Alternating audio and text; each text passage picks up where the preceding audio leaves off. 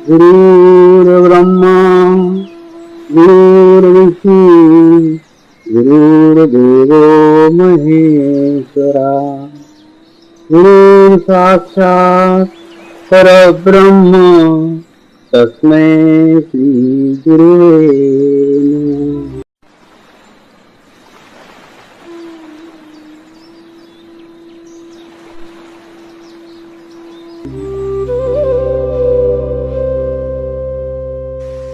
मैं एक पवित्र आत्मा हूं, यानी मैं शरीर नहीं हूं। मैं एक शुद्ध आत्मा हूं। शुद्ध आत्मा केवल परमात्मा है। परमात्मा के सिवा मेरा कोई अस्तित्व नहीं है। मैं परमात्मा मैं हूं। मैं एक पवित्र आत्मा हूं, यानी मैं शरीर नहीं हूं। मैं एक शुद्ध आत्मा हूं। शुद्ध आत्मा केवल परमात्मा है। परमात्मा के सिवा मेरा कोई अस्तित्व नहीं है। मैं परमात्मा मैं हूं। मैं एक पवित्र आत्मा हूं, यानी मैं शरीर नहीं हूं। मैं एक शुद्ध आत्मा हूं। शुद्ध आत्मा केवल परमात्मा है। परमात्मा के सिवा मेरा कोई अस्तित्व नहीं है। मैं परमात्मा मैं हूं।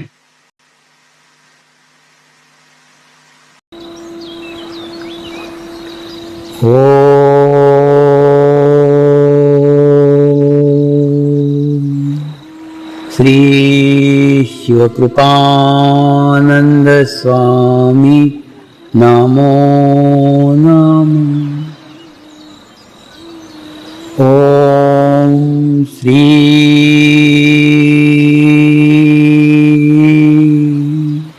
शिवकृपानंद स्वामी नमो नमः।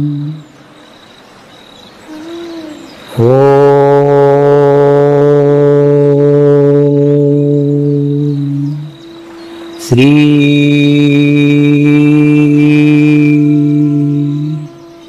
शिवकृपानंद स्वामी नमो नमः।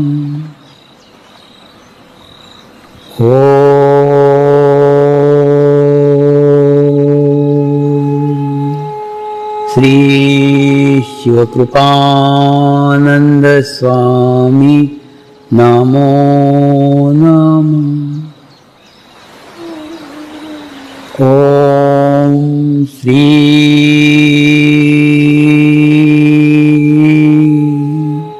शिवकृपानंद स्वामी नमो नमः।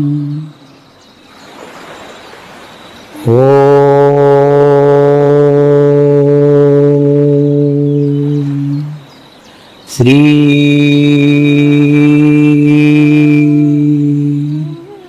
शिवकृपानंद स्वामी नमो नमः।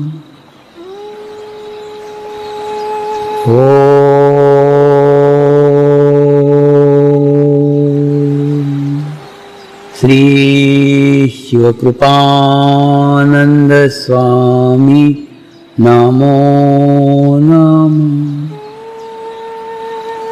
ओम श्री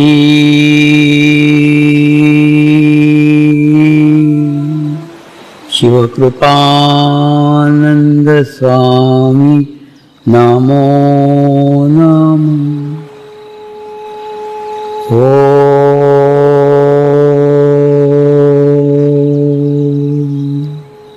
श्री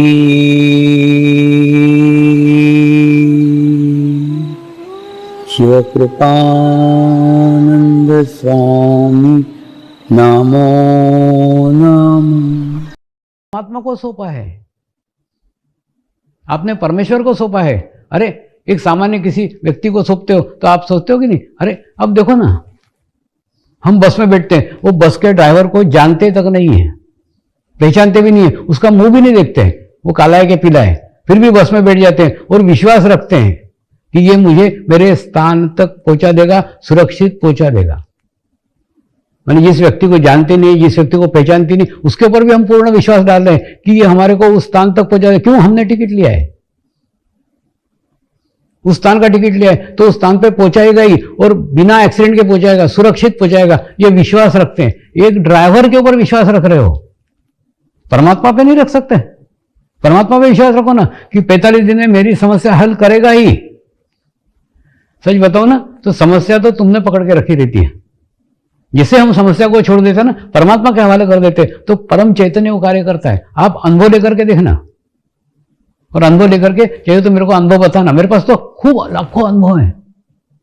तो ऐसा पूर्ण विश्वास रख के सौंपो कि मैंने परमात्मा को समस्या सौंपी है, मेरी प्रॉब्लम सौंपी है, सौंपने के बाद में वो पूर्ण करेगा ही, ये सोच के सौंपो। और दूसरा, बार बार करेगा कि नहीं करेगा, 45 दिन के बाद में हल होगी कि नहीं होगी, ऐसी शंका मत करना।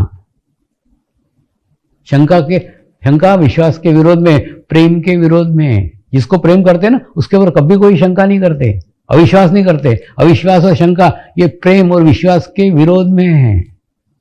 ये विश्वास और प्रेम को भंग करते हैं। विश्वास से मिलने वाली शक्ति और प्रेम से मिलने वाली शक्ति, दोनों शक्ति के ये दो बाधक हैं। अगर आप शक करते हो, अगर आप अविश्वास करते हो, ऐसा अविश्वास मत करना, पूर्ण भाव के साथ में उसको सौंपना, और होगी ही। अरे बाबा, 25 सालों से हजारों लोगों को यह अनुभव मैंने कराया है, अनुभव बताया है, और उसके बाद में आज तक मुझे कोई भी व्यक्ति ऐसा नहीं मिला जिसने 45 दिन का अनुष्ठान नियमित व्यवस्थित किया हो और उसकी समस्या हल नहीं हुई हो और उसके सकारात्मक चेंज उसके जीवन में नहीं आया हो। ऐसा कोई भी व्यक्ति मुझे आज तक नहीं मिला। तो आप अनुभव लेकर के देखिए ना। और दूसरा, 45 दिन करके तो देखिए क्या बिगड़ता है आपका। देखो, मैं आपको कोई पहाड़ पे जाने को नहीं बोल रहा हूं, मैं आपको कोई चारों धाम की यात्रा करने को नहीं बोल रहा हूं, मैं आपको पैसे खर्च करने को नहीं बोल रहा हूं, मैं आपको दान करने को नहीं बोल रहा हूं, मैं कुछ भी नहीं बोल रहा हूं। मैं केवल ये बोल रहा हूं, तुमने जीवन इतना व्यतीत किया है, इतने साल बर्बाद किए हैं, केवल 22.5 घंटे मुझे दो। देखो, अगर आधा घंटा आप 45 दिन करते हो ना, तो आपका क्या जाएगा, 22.5 घंटे जाएंगे मेरे नाम पे, 22.5 घंटे खराब होंगे। लेकिन ये याद रखो, 22.5 घंटे के बाद में आपकी दुनिया बदल सकती है, आपका जीवन में सकारात्मक चेंज आ सकता है, सकारात्मक बदलाव आ सकता है। लेकिन आवश्यकता है उतने विश्वास से, उतने श्रद्धा से, उतने प्रेम से अपनी समस्याएं सौंपने की। आप करके तो देखो, इतने लाखों लोग कर रहे हैं। और दूसरा, लाखों लोगों के अपने निजी अनुभव है। आप किसी भी साधक को पूछो ना, उसके पास अनुभव की किताब है, जैसे आप खोलोगे खड़खड़ खड़खड़ खड़खड़ वो बोलना चालू कर देगा। अनुभूतियां हैं, आप करके देखो। और 45 दिन करने के बाद में आप भी एक सकारात्मक स्थिति में जाओगे, बीज से वृक्ष बन जाओगे। तो ऐसा 45। और दूसरा, ये 45 दिन में कोई ढिंडोरा पीटने की जरूरत नहीं। 45 दिन में आप क्या कर रहे हो किसी को बताने की जरूरत नहीं। और उसके बाद में शिविर के बारे में आप छोड़ दो, आज शिविर खत्म हो गया, आज से शिविर की चर्चा बंद कर दो। 13 फरवरी तक इस शिविर की बातें मत किसी से करो, कुछ मत बताओ कि ऐसा हमने शिविर किया था, ऐसी अनुभूति हुई थी, ऐसा कुछ करने का जरूरत नहीं है। आप शिविर में आए हैं, मैं आपके लिए सोचूंगा, लोगों के लिए नहीं। तो मैं नहीं चाहता कि आप इसकी जानकारी दूसरों को दे और दूसरों का चित्त आपके ऊपर आए। दूसरों को बताओगे तो क्या होगा, दूसरों का चित्त आएगा और उन्होंने वो मिस किया है। तो कोई अच्छा चित्त थोड़ी होगा, नकारात्मक चित्त होगा, आत्मग्लानि वाले चित्त होगा। हुआ था ना, संसद में दिल्ली में शिविर हुआ था, और शिविर के पश्चात जिन्होंने आयोजित किया था ना, उनको बाद में आके कई सांसद मिले, कई सांसद बोले कि अरे हमारा रह गया, हमारा। इसमें क्या है, जिसका योग रहता है, जिसकी पात्रता रहती, जिसकी योग्यता रहती, वो वहां कैसे भी चला ही आता है, उसको बुलाने की भी जरूरत नहीं, वो खुद ही आ जाएगा। और जब योग्य नहीं हो तो नहीं जा पाते, जब तक समय नहीं आता, जब तक कुछ नहीं हो सकता। तो इसलिए उनका समय नहीं आया, वो नहीं है। आप अब मत बताओ, अब आपकी एकाग्रता केवल अपने तक सीमित रखो और नियमित ध्यान करो, 45 दिन तक नियमित ध्यान करो। अगर समय सुबह कभी मिस हो गया, नहीं कर पाए, तो शाम को रखो, लेकिन खंडित मत होने देना। और सपोज कभी किसी दिन, मान लो 45 दिन में किसी दिन खंडित हो गए, नहीं कर पाए, तो आत्मग्लानि मत करना। परमात्मा बहुत दयालु है, परमात्मा करुणा का सागर है। उसकी करुणा की शक्ति पे अविश्वास मत करना, उसकी करुणा की शक्ति के पूरा विश्वास करना कि मेरे से गलती हुई है, आज मेरे से ध्यान नहीं हुआ है, परमेश्वर मुझे माफ करेगा ही, परमात्मा मुझे माफ करेगा ही, मुझे क्षमा करेगा ही। ज्यादा ज्यादा आप क्षमा मांग लो कि परमात्मा, आज मैं बहुत बिजी था, आज मैं प्रवास में था, तो आज मैं ध्यान नहीं कर सका, कृपया मुझे क्षमा कर दीजिए, कृपया मुझे माफ कर दीजिए। और क्षमा के शक्ति पे विश्वास रखिए। परमात्मा करुणा का सागर है, वो आपके सब गलतियों को क्षमा करेगा। मनुष्य की ना एक बड़ी तकलीफ है बड़ी परेशानी है कि मनुष्य ना दुनिया को क्षमा कर सकता है, अपने आप को नहीं क्षमा कर सकता। कई लोग हैं दुनिया को क्षमा कर देंगे, दुनिया को झेल लेंगे, चलो हो गया हो गया हो गया, चल छोड़, अपने को नहीं क्षमा करेंगे। अरे ठीक है ना, जैसे आप दूसरे को क्षमा करो वैसे अपने आप को भी क्षमा करो ना। अपने आप को क्यों कोसते रहते हो, मेरे कारण ऐसा हुआ, मैंने ऐसा, कुछ नहीं हुआ, भूल जाओ ना उसको, वो पास्ट है, जो हो गया वो पास्ट है, वर्तमान में रहो ना। और अपने को कोसते, और दूसरा जो आदमी अपनी खुद की नजर में गिरा हुआ है, वो दुनिया की नजर में क्या उठेगा। तो तुम तुम्हारी नजर में गिरे हो, अरे मैं पापी हूं, मैं बुरा हूं, मेरे से ये हो गया। किसी से कुछ नहीं हुआ, सब भूल जाओ, क्योंकि उसको याद करोगे ना तो कभी भी आगे प्रगति नहीं कर सकते ना। कितने भी पाप किए हो, कितने भी बुरे कर्म तुमने तुम्हारे जीवन में किए हो, सब भूल जाओ। एक ही याद रखो कि मेरे को मेरे जीवन में वो माँ बाप मिले जिस माँ बाप के कारण मैं आत्म साक्षात्कार की ऊर्जा ग्रहण कर सका। मेरे को वो महाशिविर मिला जिस महाशिविर में मुझे अनुभूति प्राप्त हुई। उसके बाद में इस समय को धन्यवाद दो। आज पूर्णिमा का दिन है और पूर्णिमा के दिन मेरे शिविर का समापन हुआ। कितने अच्छे दिन थे, कितना अच्छा शिविर था, कितने अच्छे मेरे माँ बाप थे। इन सब बातों को याद करो ना। जो पॉजिटिव है, जो अच्छा है, उसको याद करो। जो पाप किए, जो बुरे कर्म किए, सब भूल जाओ ना, क्योंकि उनको याद करोगे तो कोई प्रगति नहीं होने वाली, कोई प्रोग्रेस नहीं होने वाला है। ध्यान करो, मेडिटेशन करो, ये सब बातें छूट जाएगी। मुझे मालूम है कई कैदी भी जेल से ये शिविर देख रहे हैं, लेकिन याद रखो सब जने बंदीवान है ना। तुम उस जेल में बंद हो, हम इस शरीर के जेल में बंद है। प्रत्येक जन बंदी है ना, कोई शरीर में बंद है, कोई जेल में बंद, कुछ फर्क नहीं पड़ता। तो आप अपने जो जीवन में अपराध किए भूल जाओ, उनको जो घटनाएं घटी भूल जाओ।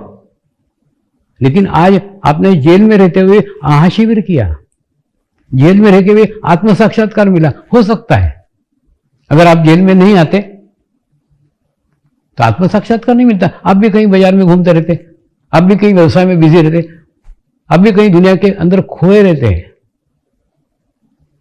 आप जेल में हो इसलिए महाशिविर मिला, जेल में हो इसलिए आत्म साक्षात्कार मिला। कितनी बड़ी घटना, कितना बड़ा आयोजन परमात्मा का है कि आपको जेल में डाला। अरे बाबा, आपको जेल में नहीं डालते तो आत्म साक्षात्कार मिलता क्या? आपको इस जेल में आत्म साक्षात्कार मिलने वाला था, इसीलिए आपको जेल आना पड़ा। कितना अच्छा सुअवसर। जेल में भी सकारात्मक देखो ना, इस जेल में आकर के आपको कितनी अच्छी चीजें मिली, कितनी बहुमूल्य चीज मिली है जो दुनिया में घूम करके भी नहीं मिलती। और आपको समय है, आपको टाइम है, आपके जीवन का जो अच्छा समय है उसको ध्यान में लगाओ ना, मेडिटेशन में लगाओ, और जो जीवन में सकारात्मक मिला आप उसके तरफ चित्त रखो। सकारात्मकता में जीना यही योग का मुख्य उद्देश्य है। जैसे कि हम देखते हैं ना, खोटे सिक्के मंदिर में चलते हैं, मैं जो बाजार में सिक्के नहीं चल रहे, लोग जाके मंदिर में डाल के आते हैं, वहां कौन रोकेगा? बिल्कुल ठीक ऐसा ही है। समर्पण ध्यान में भी खोटे सिक्के चलते हैं जो व्यवहार में कभी नहीं चले हो, बाजार में कभी नहीं चले हो, बाजार में असफल हुए हो, जीवन में असफल हुए हो, लेकिन वो सिक्के समर्पण ध्यान में चलते हैं। वो कैसे चलते हैं मैं बताता हूं। देखिए, जैसे समझ लो एक व्यापारी है, उस व्यापारी के लड़के ने कोई धंधा किया, क्योंकि क्या व्यापारी का लड़का धंधा ही करेगा, तो वो धंधा किया, उसके बाद में वो असफल हुआ, असफल होकर के वो यहां गिरा। उसके बाद में फिर दूसरा धंधा किया, दूसरा धंधा करने के बाद में फिर यहां गिरा, फिर तीसरा धंधा किया, फिर तीसरा धंधा करने के बाद में यहां गिरा। क्यों? क्योंकि जैसे जैसे असफल होते जाता ना, वैसे असफलता का बोझ, असफलता की शक्ति उसके ऊपर इतनी भारी हो जाती है कि वो जैसे ही ऊपर उठने का कोशिश करता है, फोर्स से फिर और नीचे आ जाता है, जैसे ऊपर उठने का कोशिश करता है फिर नीचे आ जाता है। यानी कोई भी धंधा ऊपर करने का कोशिश करता है, फिर वो गिरने का फोर्स उसको नीचे लाता ही है। आपने समाज में ऐसे कई व्यक्ति होंगे, वो कई धंधे करते हैं, हर धंधे के अंदर चोट, हर धंधे में नुकसान। बाद में आके उसके घर के लोग बोलते, बाबा एक काम कर, तू घर पे बैठे बैठे रोटी तोड़, तू धंधा मत करे, क्योंकि हर धंधे में खोट आ रही ना, हर धंधे में नुकसान हो रहा है। तो ऐसे अगर व्यक्ति आप हैं, अगर ऐसे व्यक्ति आप हैं कि आप जीवन में सब जगह असफल हो गए हो, कोई भी धंधा करने जाते हो तो नुकसान ही हो रहा है, कोई भी काम करने जाते हो बिगड़ता ही है, ऐसे व्यक्ति अगर आप हो तो आपके लिए समर्पण ध्यान एक अच्छा स्वर्णिम अवसर है। तो ऐसे लोगों ने क्या करना चाहिए? पहली बात तो कोई भी कार्य करने का अप्रयास ही मत करो, क्योंकि क्या होता है मालूम है, एक जगह है, एक स्थान है, इस स्थान से जैसे आप प्रयास करते हो तो इस स्थान को छोड़ देते हो, ऊपर जाने की कोशिश करते हो, और ऊपर से गिरने वाला फोर्स इतना है कि वो आपको नीचे गिरा देते हैं। तो पहले क्या करना पड़ेगा? सारे प्रयास बंद कर दो, 45 दिन तक सारे प्रयास बंद कर दो, कोई भी प्रयास करो ही मत, सब प्रयास बंद कर दो। और बंद करने के बाद में कुछ नहीं, 45 दिन एकदम पूर्ण भाव के साथ, पूर्ण विश्वास के साथ अनुष्ठान करो। और उसके बाद में फिर आपके अंदर क्या चेंज आएगा, आपके अंदर क्या बदलाव आएगा, आपको बताता हूं। क्या होगा मालूम है? जैसे आपने इस स्थान से ऊपर उठने का प्रयास ही नहीं किया तो इस स्थान से नीचे गिरोगे नहीं, एक। उसके बाद में जब आप ध्यान करोगे, मेडिटेशन करोगे, तो विश्व के अच्छे सफल व्यक्तियों के साथ, ध्यान के साथ आप जुड़ जाओगे। आपको यहां पे अभी अपनी स्थिति मजबूत करने की, स्ट्रांग करने की, अभी ऊपर चढ़ने का प्रयत्न ही नहीं करने का है। तो जब जुड़ जाओगे, अच्छी सामूहिकता के साथ जुड़ जाओगे, अच्छी कलेक्टिविटी के साथ जुड़ जाओगे, तो सारे सफल व्यक्ति हैं, ये दुनिया के सक्सेसफुल व्यक्ति हैं, सफल व्यक्ति हैं, ध्यान में प्रगति किए हुए हैं, व्यवसाय में प्रगति किए हुए हैं, नौकरी में प्रगति हुए, ऐसे प्रगतिशील लोगों की सामूहिकता के साथ आप जुड़ जाओगे। तो आप चाहो न चाहो वो आपकी प्रगति ऊपर की ओर कर ही देंगे। आपकी योग्यता हो न योग्यता हो, आपकी प्रगति होगी ही। मैंने बताया ना, 4 घोड़ों की गाड़ी 3 घोड़े खींच के स्टेशन पहुंचा ही देंगे। और ऐसे कई अनुभव हैं।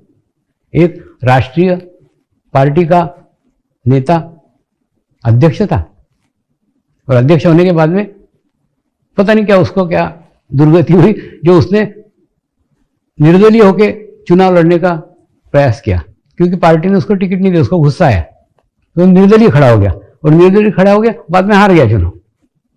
और चुनाव आने के बाद में फिर उसका वैराग्य आ गया, राजनीति से वैराग्य आ गया, राजनीति नहीं चाहिए, एकदम खराब है, मैंने इतना किया पार्टी के लिए, पार्टी ने मेरे को टिकट नहीं, बहुत दुनिया भर का बड़ा कर रहा।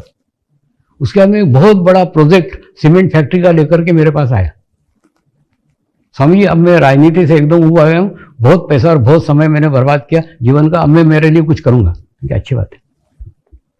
उसने एक बहुत बड़ा सीमेंट फैक्ट्री का प्रोजेक्ट मेरे को दिखाया, स्वामी जी सीमेंट का प्रोजेक्ट में डालना चाहता हूँ, आप एक काम करो ना, इसको आशीर्वाद दो ना, इसको ब्लेसिंग करो ना, एक बार आप इस पे चित्त डालो तो सक्सेसफुल हो जाएगा प्रोजेक्ट।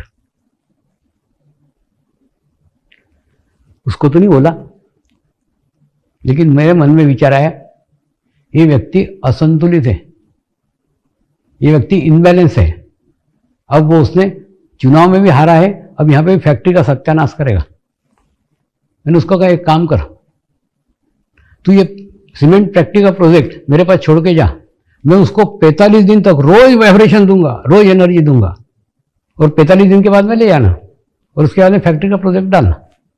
लेकिन 45 दिन तक तू कुछ भी मांगने का नहीं, कुछ भी प्रयास करने का नहीं, कुछ भी करने का प्रयास ही नहीं करने का। 45 दिन चुपचाप घर पे बैठ के ध्यान करने का और कुछ नहीं करने का। ये सीमेंट फैक्ट्री के बारे में भी सोचने का नहीं, सब सोच करके सिर्फ 45 दिन बैठ करके ध्यान कर, मेडिटेशन कर, कुछ नहीं। उसको विश्वास था कि जो कह रहे हैं सच कह रहे हैं, मेरे भले के लिए कह रहे हैं, मेरे अच्छे के लिए कह रहे हैं। गुरु ना किसी का अहित कर ही नहीं सकता। वो जो मार्ग बता रहा है, वो ये रास्ता बता रहा है, वो उस समय शायद आपको पटे न पटे, आपके समझ में आए नहीं समझ में आए, क्योंकि आप बुद्धि से उसको सोचोगे, वो बुद्धि के परे सोचता है। तो उसने 45 दिन तक बराबर ध्यान किया, अनुष्ठान किया, और 45 दिन के बाद में प्रोजेक्ट लेने नहीं आया, वो अलग ही ऑफर लेके आया। बोले स्वामी जी, यहाँ के मुख्यमंत्री ने ना एक अलग पार्टी बनाई है, और मेरे को बोल रहे हैं इस पार्टी में शामिल हो जाते हो क्या, हो जाऊं क्या? मैंने बोला तूने इच्छा नहीं की ना, हो जा। तो उस पार्टी में शामिल हो गया। उसके बाद में फिर कुछ दिन बाद आया, स्वामी जी उसमें ना मैं बहुत अनुभव था, एक्सपीरियंस वाला था। तो बोले सब लोगों का ना कैबिनेट मिनिस्टर का दर्जा है, मेरे को नहीं दिए, मेरे को नहीं है तो मेरे को दे रहे हैं, तो लूँ क्या? मैंने बोला मांगा नहीं ना, ले ले। और उसके बाद में वो कैबिनेट मिनिस्टर बन गया, और वो फाइल धूल खाते पड़ी है। ये उदाहरण आपको इसलिए दे रहा हूं, मैं आपको मार्ग छोड़ने को नहीं बोल रहा, मैं आपको मैदान छोड़ने को नहीं बोल रहा हूं। जिस मैदान में हो उस मैदान में डटे रहो, वही सफलता तुम्हारी कदम चुनेगी। वहां से भागने का जरूरत नहीं है, वहीं डटे रहो जहां पे हो। राजनीतिक क्षेत्र में ही वो सफल हुआ। तो कहने का अर्थ, आप जिस मार्ग में हो, जिस स्थिति में, उसी स्थिति में बने रहो ना, लेकिन अपने आप को संतुलित करो, अपने आप को बैलेंस करो। और बैलेंस करने के बाद में मनुष्य के प्रयत्न बैलेंस रहते हैं, उसका रिजल्ट बैलेंस आता है। अभी ये कोरोना काल चल रहा है, सब जगह कोरोना काल, कोरोना काल, कोरोना काल। और दूसरा, डॉक्टर लोग क्या उपदेश दे रहे हैं? रोज साबुन से हाथ धो, दे रहे ना, सब डॉक्टर लोग दे रहे हैं, सब साबुन से हाथ धो। दूसरा उद्देश्य क्या है? डिस्टेंस मेंटेन रखो, 6 फीट के अंतर से बात करो। तीसरा क्या बोल रहे हैं? मास्क पहनो। आप देखो, ये तीनों उपदेश, तीनों संदेश केवल शरीर से संबंधित है। यानी जो डॉक्टरों का क्षेत्र है, उतने क्षेत्र की बात करेंगे। वो शरीर विज्ञान का अध्ययन करते हैं, शरीर का अध्ययन करते हैं, तो शरीर की बात करेंगे ना, कि मास्क पहनो, साबुन से हाथ धो, 6 फीट का अंतर रखो, तो कोरोना से सुरक्षित रहोगे। मैं चौथी बात जोड़ रहा हूं।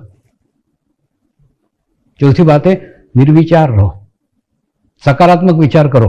अगर सकारात्मक विचार करोगे, निर्विचार रहोगे, तो क्या होगा? आपकी रोग प्रतिरोधक शक्ति अत्यधिक बढ़ेगी। और उसके बाद में अगर नकारात्मक विचार करोगे, निगेटिव विचार करोगे, तो ये तीनों चीजें अपनाने के बावजूद भी आपको तकलीफ हो सकती है, आपको परेशानी हो सकती है। इसलिए आवश्यकता है ध्यान करो, ध्यान से निर्विचारता मिलती है, निर्विचारता से आपके अंदर रोग प्रतिरोधक शक्ति बढ़ती है।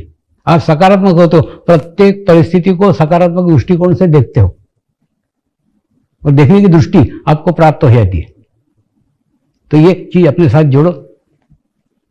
और कोरोना की बात आई तो कई साधकों के रिश्तेदार, साधक तो नहीं भी ध्यान करते थे, वो तो सुरक्षित रहे, लेकिन उनके कुछ रिश्तेदार, उनके घर के लोग आईसीयू में भर्ती थे। और आईसीयू में भर्ती थे, उसके बाद में वो पानी वाइब्रेट करके मांगते थे, तो ये पानी वाइब्रेट करके दो ना, तो उनको पिलाएंगे तो वो जल्दी ठीक होंगे। और उसके 100% अच्छे रिजल्ट्स आए हैं। अच्छे परिणाम आए।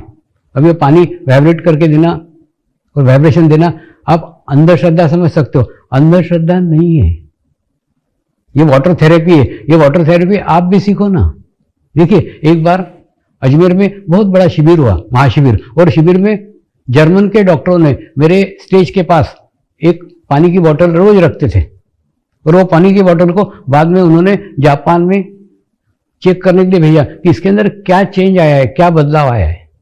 तो जापान के वैज्ञानिकों ने जब जांचा, जब परखा, तो उसके बाद में उन्होंने उनकी रिपोर्ट दी, पानी के अंदर रंग में बदलाव नहीं आया, पानी के गुणवत्ता में बदलाव आया, क्वांटिटी में बदलाव नहीं आया। एक बोतल की 2 बोतल नहीं हो गई, पानी का रंग बदला नहीं, बदली है गुणवत्ता, गुणवत्ता में चेंज आया, गुणवत्ता में बदलाव आया है। और जहां पानी के बोतल के ऊपर किसी बुरे व्यक्ति का स्मरण करके हाथ रखते हैं तो एक खराब क्रिस्टल निर्माण हो जाते हैं, और अगर शिरडी के साईं बाबा का ध्यान करके अगर हाथ रखते हैं तो शिरडी के साईं बाबा की प्रतिमा उस पानी में प्रकट होती है। इसके रिपोर्ट्स उन्होंने हमको भेजे, क्योंकि हमने सब, देखिए ये युवा लोग जो रिसर्च करते हैं, प्रयोग करते हैं, मैं उनको सदैव हेल्प करता हूं, सदैव मदद करता हूं, मेरी तरफ से जितना हो सके उतना करता हूं। तो उनको दिया, उनके अच्छे रिजल्ट, उनके अच्छे परिणाम आए हैं। इसको वाटर थेरेपी बोलते हैं। यानी हमारे मनुष्य के शरीर में 70% पानी है, और उस पानी के ऊपर अगर आप सकारात्मक चीजें डालेंगे। प्रार्थना करेंगे। हे परमात्मा, हम सभी पवित्र आत्माएं आपको हृदय से प्रार्थना करते हैं कि सारे विश्व में शांति हो, सारे विश्व के आत्माओं की आध्यात्मिक उन्नति हो एवं सर्वांगीण उन्नति हो। यही हम सब आत्माओं की शुद्ध इच्छा है। हे परमात्मा, हम सभी पवित्र आत्माएं आपको हृदय से प्रार्थना करते हैं कि हमारे सद्गुरु श्री शिव कृपानंद स्वामी जी का स्वास्थ्य सदैव अच्छा रहे, उनकी आयु दीर्घ हो। यही हम सब आत्माओं की शुद्ध प्रार्थना है, शुद्ध प्रार्थना है, शुद्ध प्रार्थना है। शांति पाठ करेंगे। ओम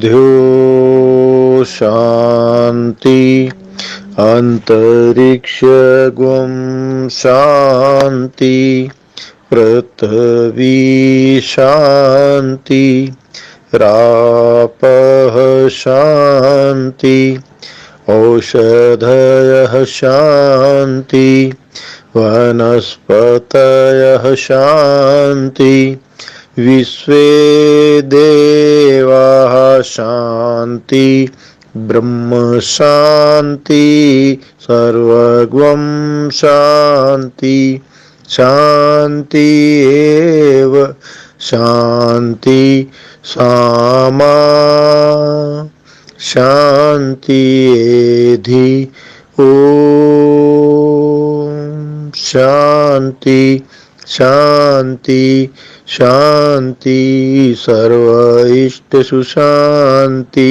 भवतु।